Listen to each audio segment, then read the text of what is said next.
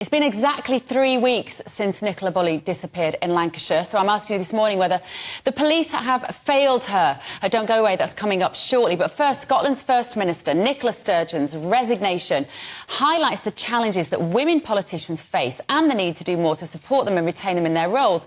Politics can be brutal, and for Sturgeon, the job has taken a physical and mental toll. Here she is announcing her resignation. While I am stepping down from leadership, I am not leaving politics. There are many issues I care deeply about and hope to champion in future. Winning independence is the cause I have dedicated a lifetime to. It is a cause I believe in with every fibre of my being, and it is a cause I am convinced is being won. I intend to be there as it is won every step of the way. But with her strong views on transgender and transgender laws, is her resignation, ironically, a victory for women? Joining me now, social media campaigner Di McMillan and diversity and inclusion facilitator Katy John Went. Good morning, both. Thank you very much for joining me this morning. Di, what was your reaction yesterday? I saw you on social media. When we spoke to you in the day, you said that you were pulsating with happiness. Has that elation abated at all? Definitely not. No, I am delighted to see the back of Sturgeon. She has done more damage in Scotland than anyone in history that I can bring to mind. But Di, I would imagine, as a woman, and I think it's probably safe to say that you would probably describe yourself as a feminist, it's sort of heartbreaking for us, isn't it, to see a woman that's been at the top of her political game for 8 years step away and other women rejoicing. Just reflect on that paradox a bit for me.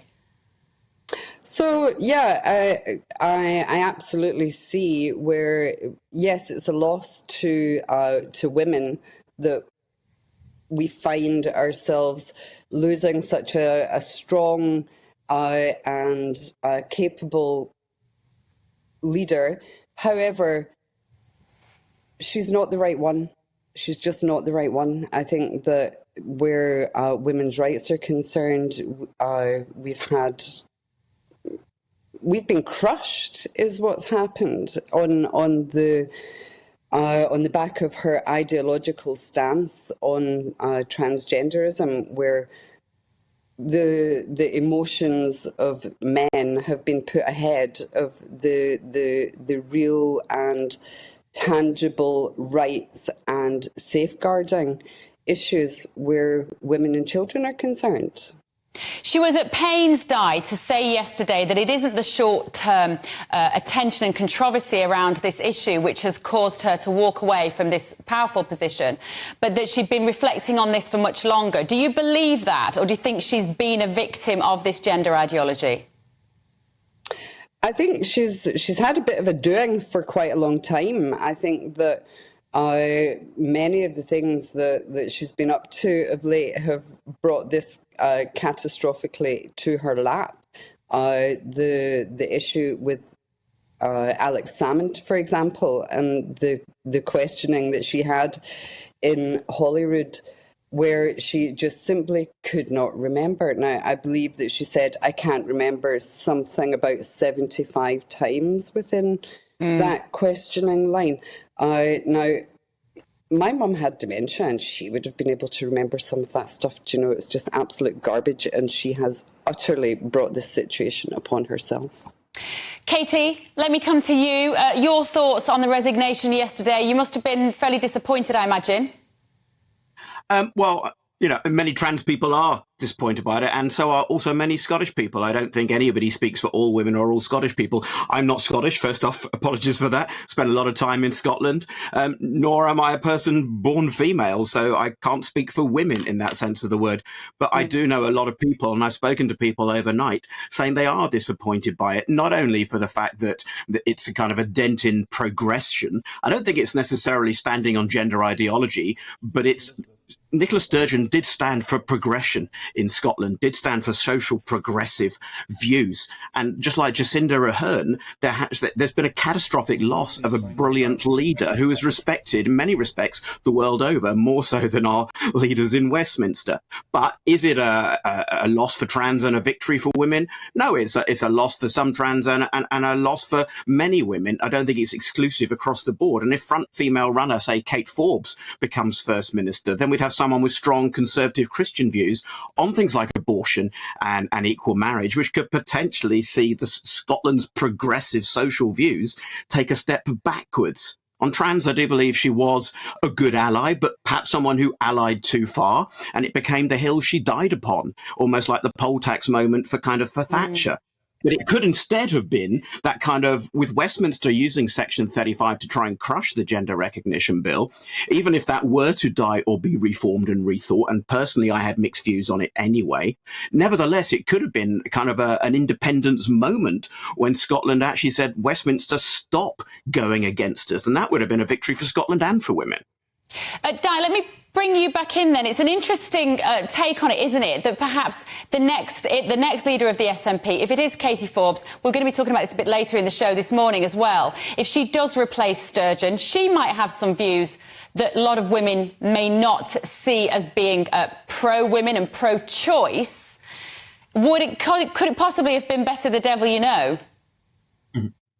Definitely not. Definitely not. I think that whether it's Katy Forbes or any of the other amazing women from the SNP party, now I'm not against the SNP, neither am I for them. What I am against is their ideas that we should be dictated to in a way that is I suppose the thing about it is that this woke ideology is it's a faux ideology, it's their moral superiority and judging of people who don't have similar ideas is where normal people feel that this is wrong. You know, we shouldn't be forced in any way to do anything, whether it's to accept biological males in our private spaces, in our women's refuges, or any of these kind of things. There are lines where your average woman is concerned that should not be crossed. Katy, what do you make of that? Because I think Di speaks for a lot of people that this debate felt as though it was anti-biological women as opposed to pro-trans choice.